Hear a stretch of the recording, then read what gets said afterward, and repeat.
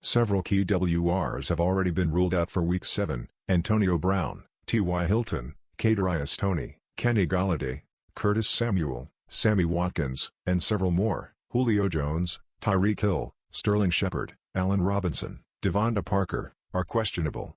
Waiting for the latest injury updates inevitably causes sit-em headaches, especially in a heavy bye week, but it looks like fantasy football owners will have to sweat out at least a few of these wide receivers until the official active/inactive reports are released. We'll be updating this article with the latest injury news throughout the day on Sunday. For all the latest fantasy updates, follow us on Twitter at SN Fantasy. Week 7 Fantasy, Sleepers. Busts. Sit-em Jones, hamstring, didn't practice Wednesday but was a limited participant on Thursday and Friday. Has questionable for Sunday's game against the Chiefs.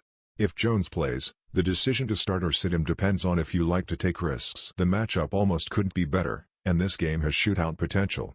However, we've seen him leave 2 games early and miss 2 games this season. Has not 100%, and Tennessee is being extremely cautious with the seasoned vet. They aren't against yanking him out of the game after the first drive if they feel like they need to. It's a coin flip here, but the upside is undeniable. If Hess out, A.J. Brown should be in line for a monster game. He flashed in the second half against the Bills, catching 7 passes for 91 yards, so maybe it's time for him to get back to elite status. You can't really count on any other Titans pass catchers, but Nick Westbrook would make some sense as a flex if Jones is out. Week 7 standard rankings: quarterback, running back, wide receiver, tight end, D/ST, kicker Hill, quad, did not practice on Wednesday or Thursday, but he got in a limited practice on Friday. He didn't practice at all last week and was productive, 9,76,1.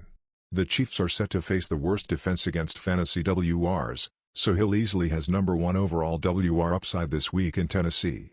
If he can't go, the case to start Mecole Hardman has never been stronger. Hardman has drawn 17 targets over the last 2 weeks, so his usage could be the best we've ever seen in Hill's absence. Even if Hill can go, Hardman has flex appeal. Josh Gordon, Byron Pringle, and Demarcus Robinson would also be in play as flexes, but it's tough to know how the Chiefs will distribute the ball beyond significant targets to Travis Kelce.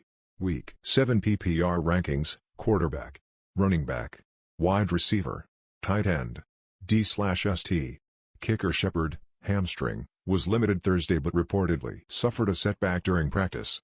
Still, he took the practice field Friday in a limited capacity.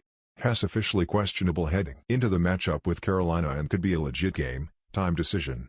Darius Slayton, hamstring, had the same practice schedule as Shepard this week and is also questionable. Evan Engram, calf, was also limited this week. Kenny Golladay, knee, and Kadarius Toney, ankle, have already been ruled out. The reality is this is a passing game to avoid with the exception of Shepard.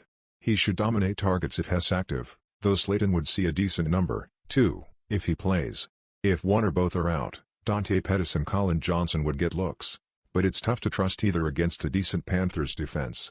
Week 7 DFS lineups: DraftKings, FanDuel, Yahoo. Robinson, ankle, was out of practice on Wednesday before getting in limited sessions on Thursday and Friday. Has questionable for the game against Tampa Bay, who boasts one of the worst pass defenses in football.